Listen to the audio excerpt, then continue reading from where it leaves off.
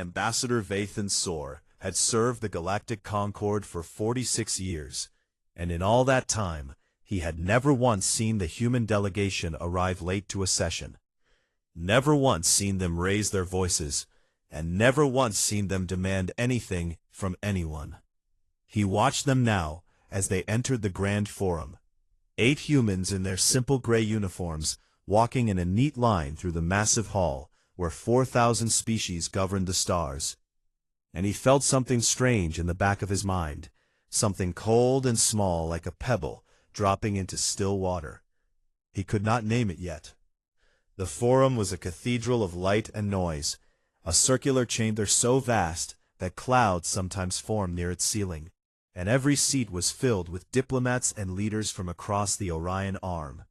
Insectoid Vreli clicking their mandibles in conversation, the towering Dracor generals sitting like statues of black stone, the luminous Oravani traders whose skins shifted color with their mood, and somewhere in the back rows near the maintenance corridors sat the human delegation, in the cheap seats they had occupied for 83 years without complaint. Vathan remembered the day humanity had been admitted to the Concord, back when he was a junior attaché carrying documents for his superiors. And he remembered how unremarkable it had seemed at the time. A small species from a small world in an unfashionable arm of the galaxy, possessing no great military fleet, no world-shaking technology, no ancient civilization stretching back millennia. Just a group of odd, soft-skinned bipeds who smiled too much and asked too many questions. They had been given the role no one else wanted. Search and rescue in deep space, where ships vanished and crews died waiting for help that never came. That was given to the humans, and they took it without hesitation. And within a decade, their orange-hulled rescue vessels were a common sight.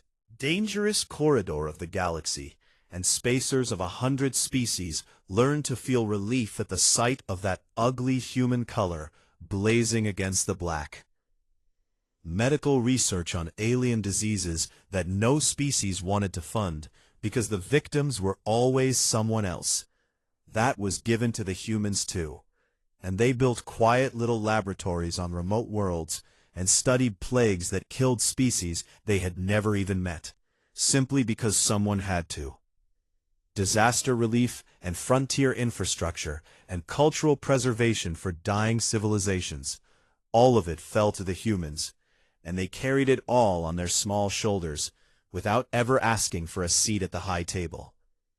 Some species called them the galaxy's maintenance crew, and meant it as an insult, but the humans just shrugged and smiled and went back to work.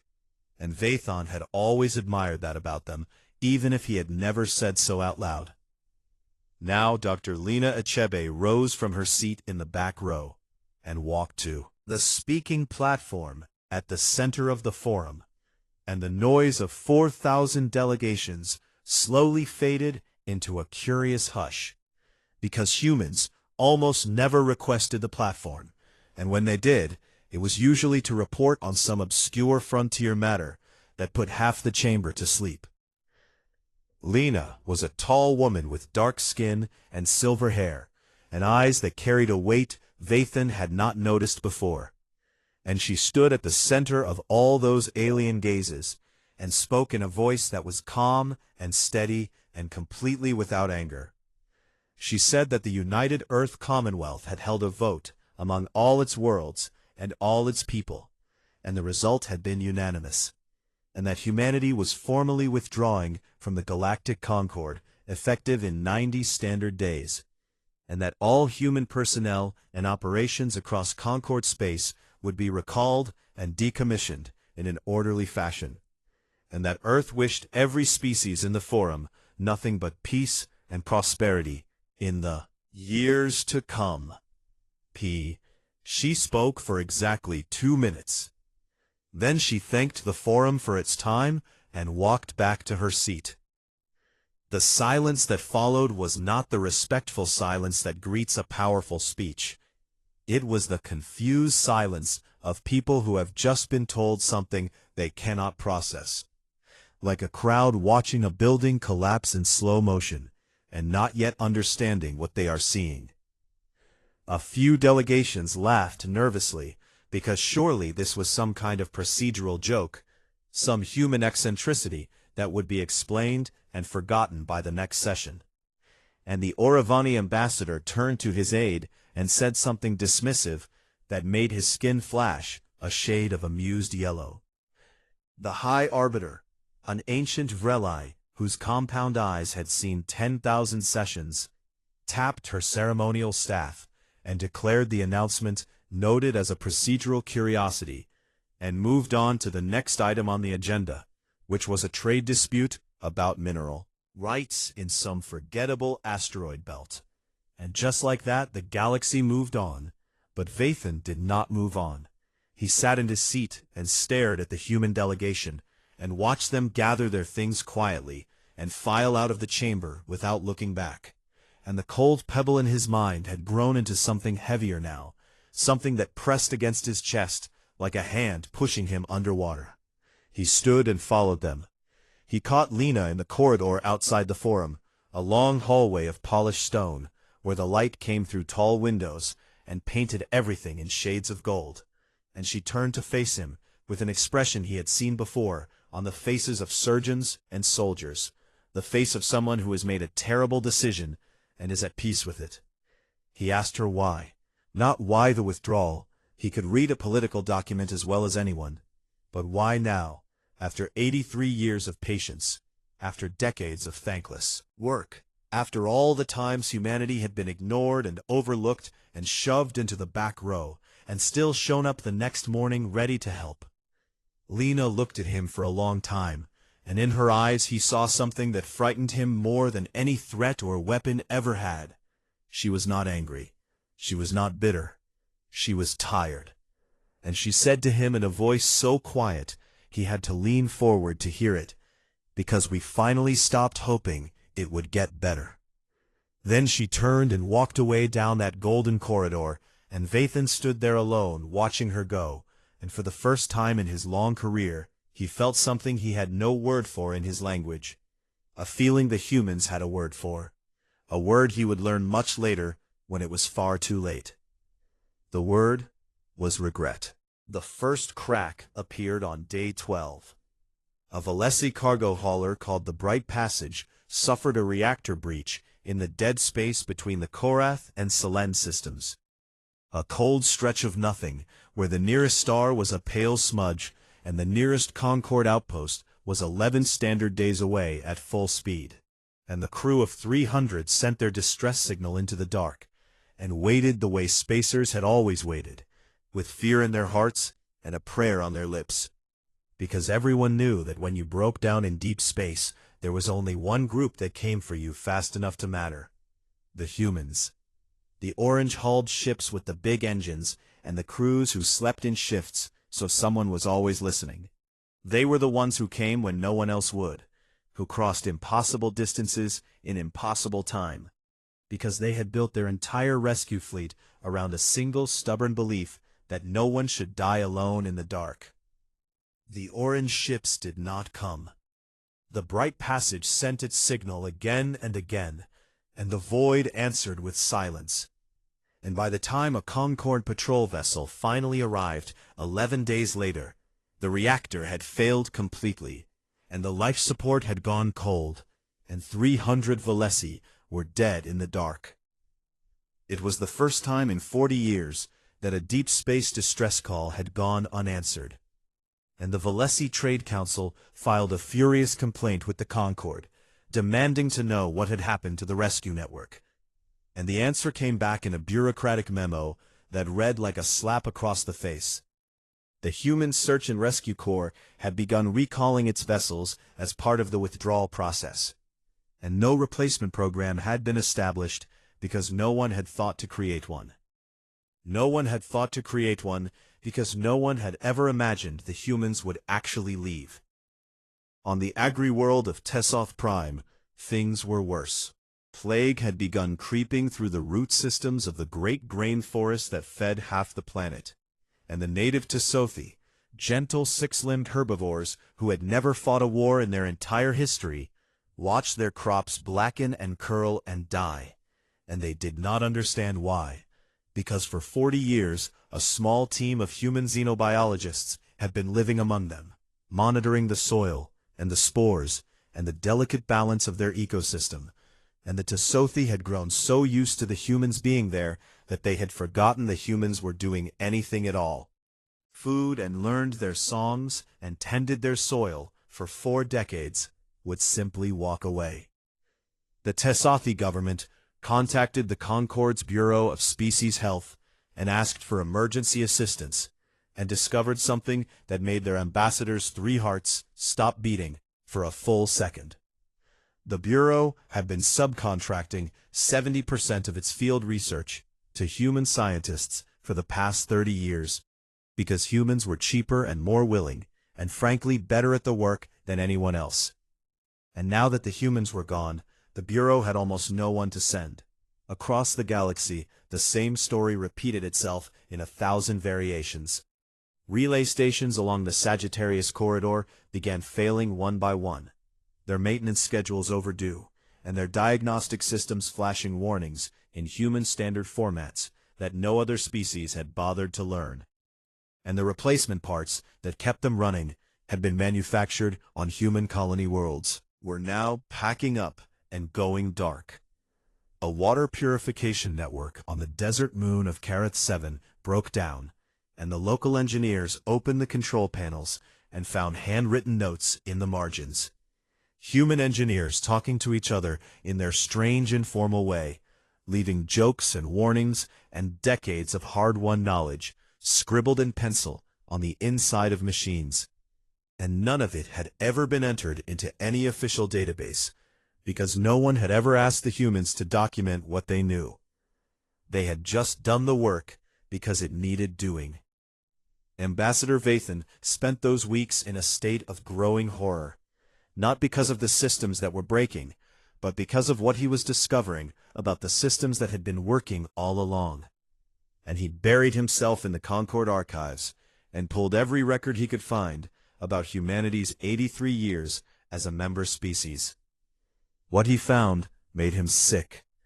1,200 formal proposals, submitted to the Concord by the human delegation over 8 decades, proposals on refugee resettlement and ecological preservation, and rights for uplifted species, and medical funding for frontier worlds, and 100 other causes that mattered to no one except the people who were suffering. And 94% of them had been tabled or ignored or voted down without debate. Not because anyone hated the humans, not because the proposals were bad, simply because no one cared enough to read them. The galaxy had not been cruel to humanity. It had been something worse, something that Vathan was only now beginning to understand. It had been indifferent, and indifference, he was learning, was its own kind of violence, a slow, invisible violence that wore down the spirit the way water wore down stone, not with force, but with the endless patient weight of not mattering. On day 40, a classified intelligence report was leaked to every delegation in the forum. It contained a single assessment that hit the Concord like a hammer striking glass. Human origin systems and infrastructure and programs accounted for approximately 31% of all active Concord civil operations, and no contingency existed for their removal. 31%. One species out of 4,000 had been quietly holding up a third of everything, and no one had noticed until they started letting go.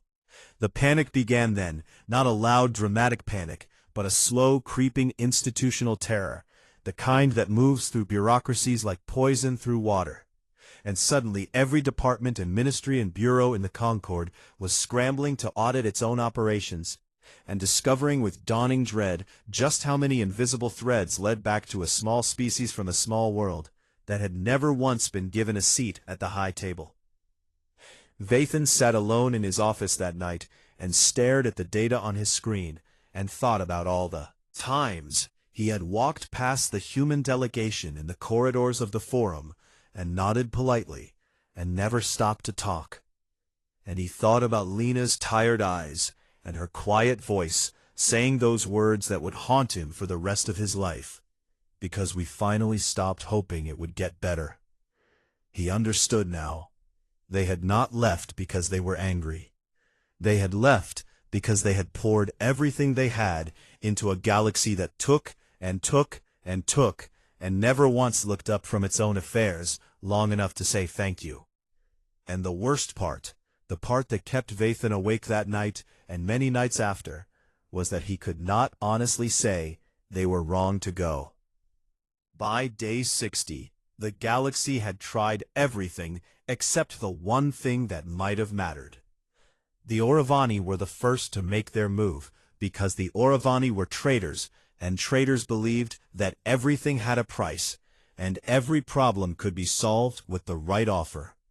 And so the Auravani Trade Syndicate assembled the most extravagant economic package in the history of interstellar commerce, and sent their finest negotiator, a shimmering creature named Paleth, whose skin turned the color of liquid gold when he was feeling confident, to the human embassy on Concord Station. Paleth laid it all out on the table, with the practiced grace of someone who had closed 10,000 deals. Exclusive trade routes through the richest corridors of the galaxy, mineral rights to 7 untapped asteroid belts, a permanent seat on the High Council with full voting authority, and a financial endowment so large that every human alive would never need to work again. And let his skin glow with satisfaction, and waited for the humans to gasp and accept. Dr. Lena Achebe listened to the entire presentation without interrupting, and when Paleth was finished, she thanked him for his generosity and said no. Paleth's skin went from gold to the pale gray of confusion, and he asked what more they could possibly want. Lena looked at him and said, "You are not offering us a seat because you respect us. You are offering it because the lights are going out."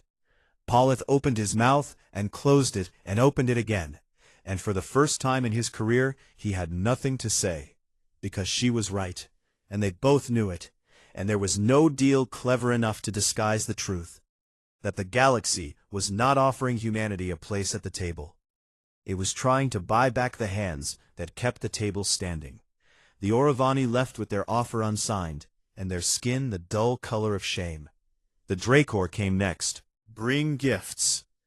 The Dracor hegemony was the largest military power in the Concord, a species of massive armored reptilians who had conquered 60 systems before deciding that diplomacy was occasionally more efficient than war. And their representative, General Krath, stood before the forum and delivered what everyone understood to be a threat wrapped in the thinnest possible layer of diplomatic language. He said that unilateral withdrawal from the Concord could be interpreted as a destabilizing act, and that the hegemony reserved the right to take security measures to ensure the stability of shared infrastructure. And everyone in the chamber knew what that meant. The Dracor were suggesting that they might simply take human systems and stations by force, and compel the humans to keep working. The response from humanity came not from Lena or any diplomat, but from the United Earth Commonwealth Defense Ministry, and it came in the form of a data package transmitted simultaneously to every delegation in the Concord. The package contained complete technical schematics of the Dracor's classified military satellite network, every orbital weapons platform, every surveillance node, every communication relay, annotated in precise detail with their structural vulnerabilities and blind spots and the exact frequencies needed to shut them down. Attached was a single note that read, "We mapped these during a search and rescue operation near your border 12 years ago when we pulled a Dracor crew from a dying frigate. We said nothing because we were your allies. We are still saying nothing. We are simply leaving." General Krath read the message, and his armored scales went rigid, and he said nothing more about security measures, not then and not ever, because in that moment every species in the galaxy understood something that they had somehow failed to grasp in 83 years of sharing space with humanity. Never been weak. They had been kind, and those were not the same thing. The silence from the Dracor was deafening, and it echoed through the corridors of the forum like a warning bell. And suddenly every species that had ever dismissed humans as soft and harmless was quietly reviewing its own military files and wondering what else the humans had seen and mapped and filed away while they were busy rescuing people and building things and being ignored. But it was not the bribe or the threat that broke Vathan's heart. It was the plea. He spent 3 weeks building a coalition of 40 species, not the powerful ones, not the ones with fleets and trade empires, but the small ones, the quiet ones, the species that had actually worked beside humans, and shared meals with them, and learned their names. And he brought them all to the human embassy on day 75, with no offer and no threat and no clever strategy. They simply asked. Lena with 40 ambassadors behind him, and he said, "We are not here to buy you or threaten you. We are here to ask what would make you stay, and we are sorry that no one asked before." Lena took the document they had prepared, a genuine proposal for reform, for recognition, for a Concord that actually listened to all its members, and she read every word of it while the 40 ambassadors stood in silence and watched her face. When she finished, her eyes were bright with something that might have been tears in a species that cried, and she looked at Vathan and said, "This is the first time in 83 years that anyone has asked us what we wanted. I wish you had asked sooner." And she said no, not because the proposal was bad. It was everything humanity had ever asked for, but because it was 83 years too late, and the vote had been taken, and the ships were already being loaded, and you cannot unbreak something by loving it after it is already in pieces. The forum session on day 80 was the one that would be remembered in history books for centuries. The Tessothi ambassador, a small trembling creature with soft fur and wide wet eyes, took the speaking platform and addressed the full Concord, and she did not talk about politics or economics or infrastructure. She talked about a human woman named Dr. Sarah Chen, who had lived on Tessoth Prime for 22 years studying fungal ecology, and who had learned the Tessothi language so well that she spoke it with a regional accent from the southern grain valleys, and who had delivered 3 generations of Tessothi children because she had trained herself in alien obstetrics just in case, and who had once walked 12 hours through a storm to bring medicine to an isolated village because the shuttle was down. And she did not want anyone to wait. The Tessothi ambassador said that her people had never once thanked Dr. Chen for any of it, because they had assumed she would always be there the way you assume the ground will always be beneath your feet. And she called it the quiet cruelty of assumption. And she wept openly before 4,000 species and did not care who saw. A movement began spreading across the Concord in those final days. Ordinary citizens of 100 worlds, sharing stories of the humans they had known, posting them on communication networks, and broadcasting them on public channels. The medic who stayed behind during an evacuation to treat wounded aliens, while her own ship left without her. The engineer who spent 6 months hand-repairing a water system on a station that was not even human, because the children on that station needed clean water, and he could not sleep knowing they did not have it. The teacher who learned a dying language spoken by only 11 elderly aliens, because she believed that no voice should fall silent without someone to hear it. The movement called itself Ask Them to Stay, and it spread like fire through dry grass, and for a brief shining moment the galaxy was united in something it had never felt before. Not fear, not greed, not ambition, but genuine sorrow for something precious that was slipping through its fingers. It was beautiful. It was too late. On day 88, Vathan visited the human embassy one last time and found the halls bare and the walls stripped and the furniture gone, and Lena standing in the doorway of her empty office with a small bag over her shoulder. He asked her if she was angry. She looked at him with those tired eyes and smiled a small, sad smile and said, "No. Anger would mean we expected more from you. We just got tired of being the only ones who cared." She reached into her bag and pressed something into his hand, a small data chip, warm from being close to her body. And she said, "Keep this. Open it when you are ready." Then she walked past him, and down the corridor, and through the doors, and she did not look back. Vathan stood alone in the empty embassy, holding the chip and listening to the silence. And he thought that this must be what it felt like to stand in a house after everyone you loved had moved away. Not destroyed, not burned, just empty, just quiet, just gone. On the 91st day, the last human ship crossed the border of Concord space, and the galaxy held its breath and waited for something to happen, an explosion or a signal or a cry of rage echoing across the void. But nothing came. There was only silence. The emergency session of the Grand Forum was called within hours, and for the first time in the 12,000-year history of the Galactic Concord, the chamber fell completely and utterly silent for 10 full minutes before anyone could bring themselves to speak. And in that silence, 4,000 species sat with the weight of what they had done pressing down on them like gravity from a dying star. The High Arbiter, the same ancient Vreli who had dismissed humanity's departure as a procedural curiosity 90 days earlier, struck her ceremonial staff against the floor, and the sound rang out across the empty chamber like a bone breaking. And she asked in a voice that trembled for the first time in her long life if anyone had a proposal for how to proceed. Everyone had a proposal. Everyone had someone to blame.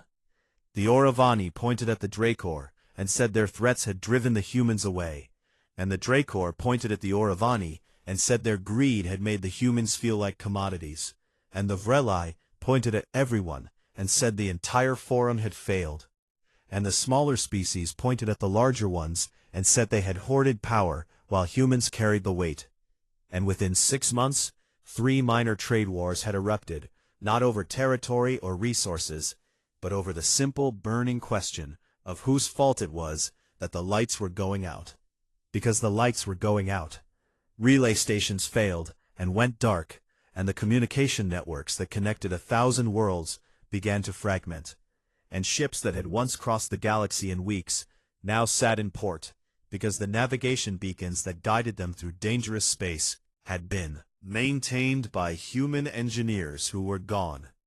And medical emergencies on frontier worlds went unanswered, because the rapid response teams that used to arrive in hours had been human teams flying human ships, and no one else had ever built anything to replace them.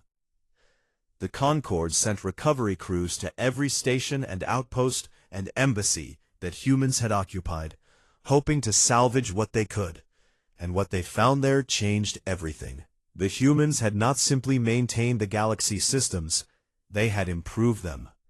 Quietly, and without permission, and without telling anyone, and without ever claiming credit.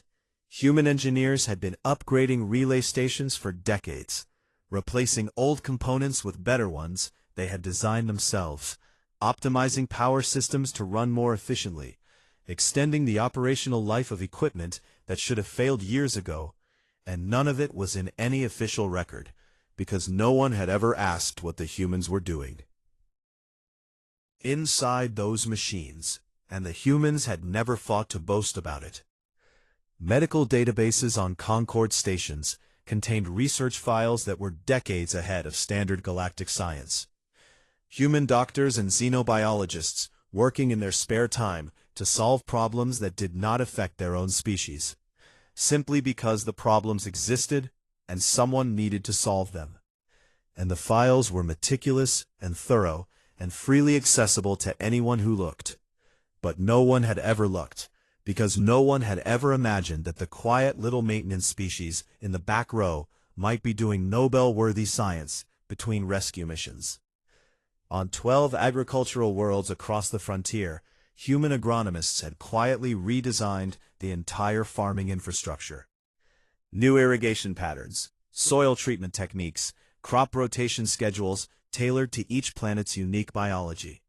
and they had done it so gradually and so seamlessly that the local populations had never even noticed the changes, had simply assumed that their harvests were getting better on their own, the way you might assume the sun rises by itself, without ever thinking about the forces that make it so.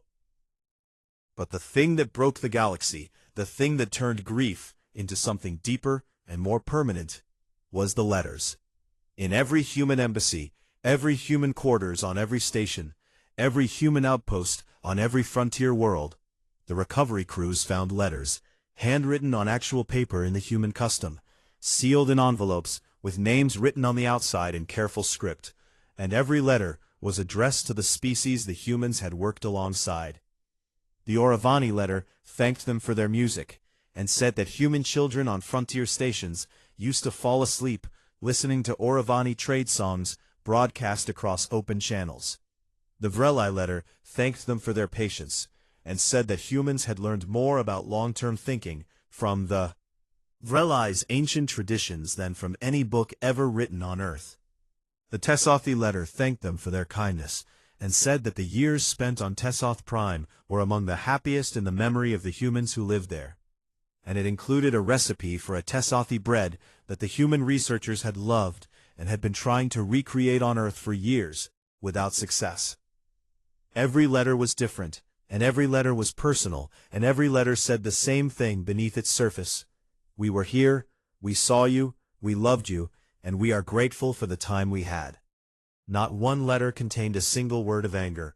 Not one letter contained a single accusation. Not one letter asked for anything.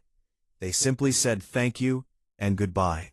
Vathan read the letter left for the Kethari people alone in his office, with the door closed and the lights dim, and it thanked his species for always smelling vaguely of cinnamon, which was apparently something humans found comforting, and for being the only species in the Concord that consistently laughed at human jokes, even when they did not understand them, and for a Kethari diplomat named Vathan Sor, who had once stopped in a corridor to ask a tired human ambassador if she was all right.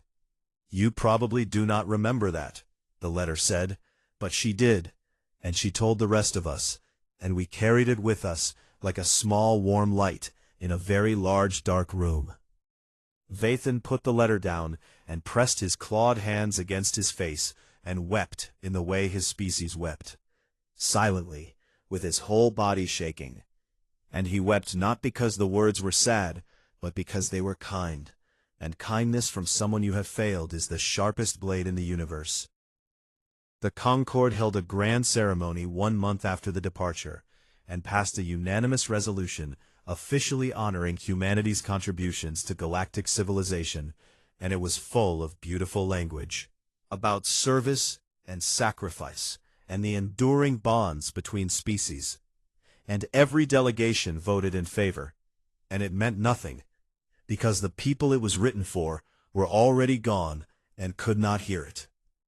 The resolution was carved into a stone monument in the center of the forum, and every day diplomats walked past it on their way to argue about trade disputes and border conflicts. And sometimes one of them would stop and read the words and feel something heavy settle in their chest before moving on. Deep space observatories tracked the human fleet as it moved outward.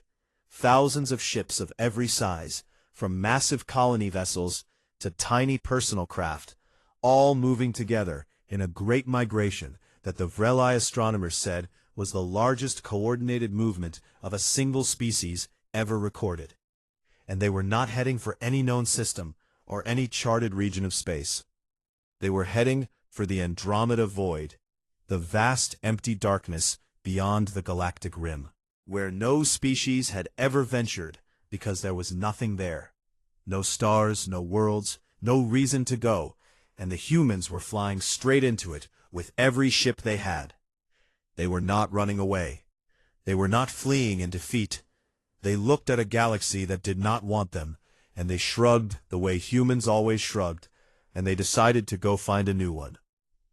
A Concord signals officer, a young Cathari woman named Thissa, who had just started her career and had never met a human in her life, was monitoring the deep space channels when she picked up a faint transmission from the departing fleet, barely a whisper against the background noise of the universe. It was not a message. It was not a distress call, or a political statement, or a final farewell.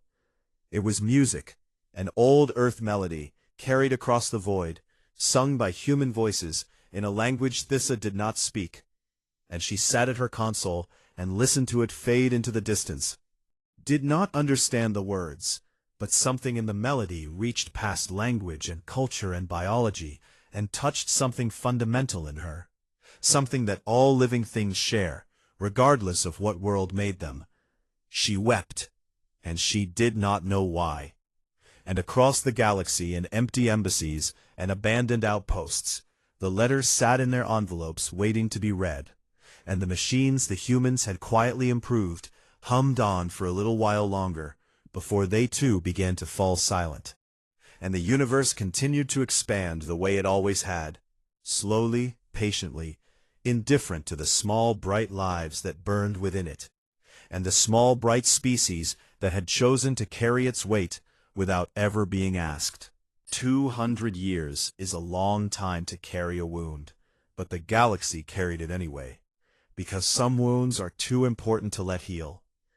Vathan Sor had been dead for 130 years, and his bones rested in the red soil of the Cathari homeworld, beneath a stone that bore his name, and a single inscription he had chosen himself. He should have asked sooner. And visitors came from across the galaxy to read those words and stand in silence before the grave of the diplomat who had tried to stop the door from closing and failed.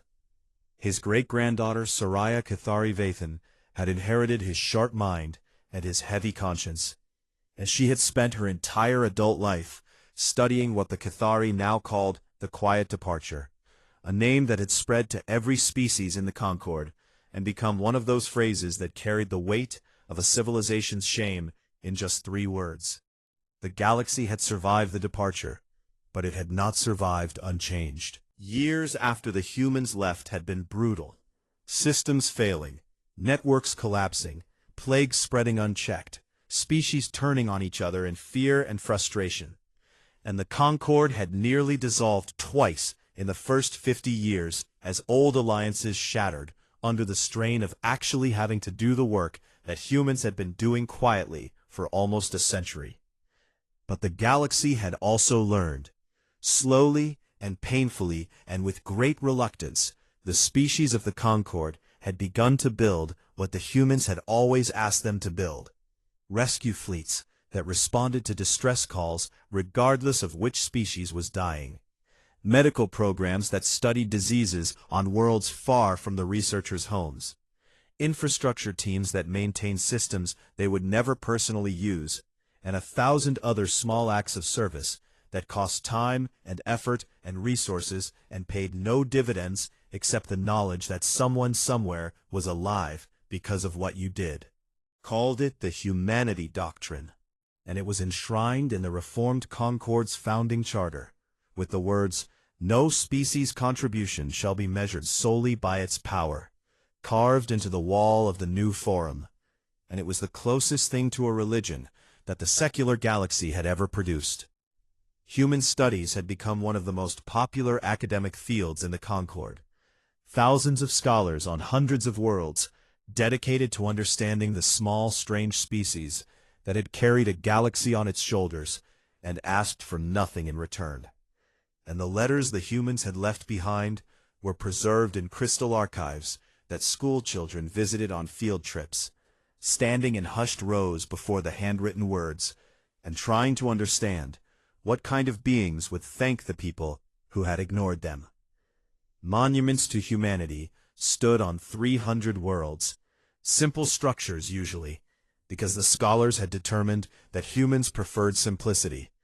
And on the anniversary of the Quiet Departure, every year the entire Concord observed a day of silence, not as mourning, but as remembrance, a reminder to every species that the most important people in a room are sometimes the ones you never notice until they are gone.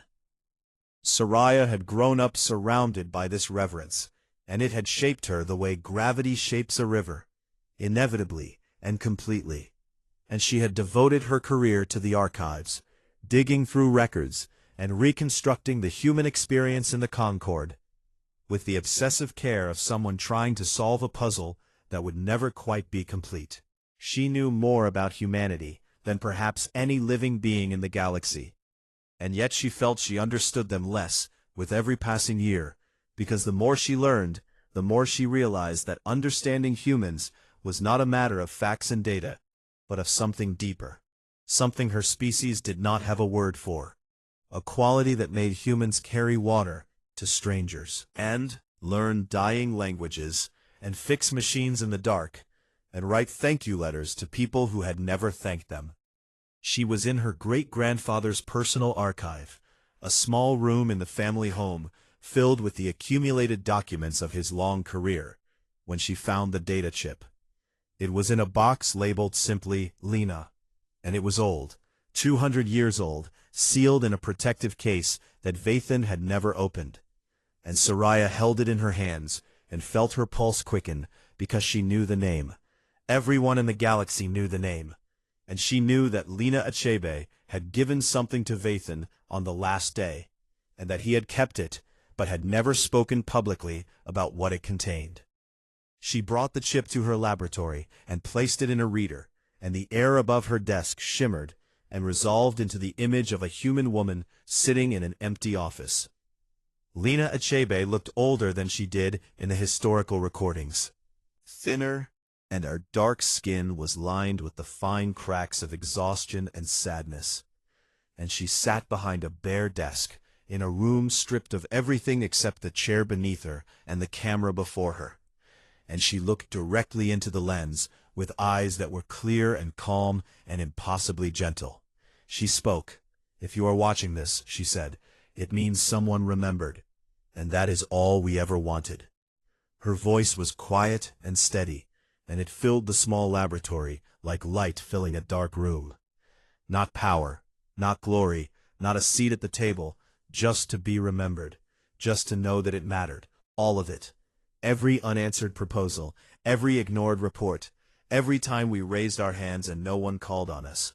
Every night our people spent in labs studying diseases that would never threaten Earth. Every rescue mission into the dark. Every letter we wrote that we knew might never be read. She paused and looked down at her hands, looked up again. There was something shining in her eyes. "We did not leave because we hated you. We could never hate you. We left because love that is never seen becomes a kind of dying, and we were not ready to die." She took a breath. "But if you are watching this, if someone found this chip and cared enough to play it, then maybe something grew from what we planted.